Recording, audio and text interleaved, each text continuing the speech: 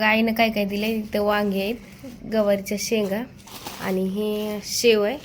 मला जास्त आवडतं तर आता मी आले घरी आणि आता आईनं दिलेलं जे सामान आहे ना ते बघते काय काय दिले ते.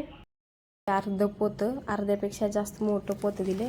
त्याच्यात बघू आता काय काय सामान दिले ते आईनं. सगळं बाहेर काढते आणि मग दाखवते. हे बघा माझ्या आईनं मला काय काय दिले खायला. इथं वांगे दिलेत, गवारीच्या शेंगा दिलेत, कोथिंबर सुद्धा दिले आणि शेव, आम्ही याला शेव म्हणतो, शेव आहे, शेव पापडी, ते मला जास्त आवडते.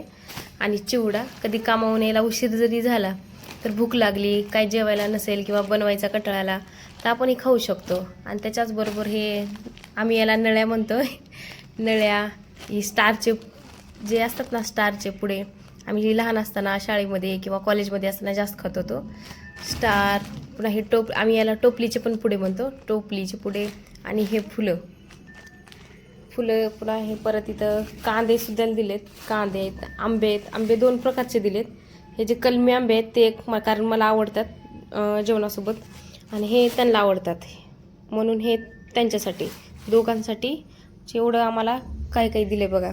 गडबडीतून गडबड, पप्पाला जायची गडबडसुद्धा होती तरी आईनं त्यांच्यासाठी माझ्यासाठी दिली. की त्यांना म्हणली की थांबवा, तिथं स्टेशनला 2 मिनिट थांबा आणि द्या मला.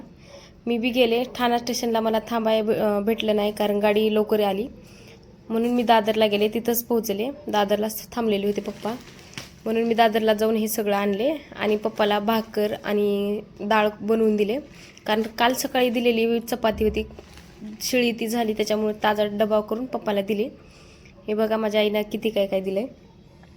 ही असते आपल्या आईची माया. किती जरी काय जरी झालं तर आईसारखं कोणीच होऊ शकत नाही. म्हणून जगात सगळ्यात सर्वश्रेष्ठ आई असते.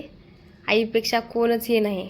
सगळ्यात भारी आपली आई, सगळ्यात महान आपली आई आणि आईशिवाय दुसरं कोणीच नाही.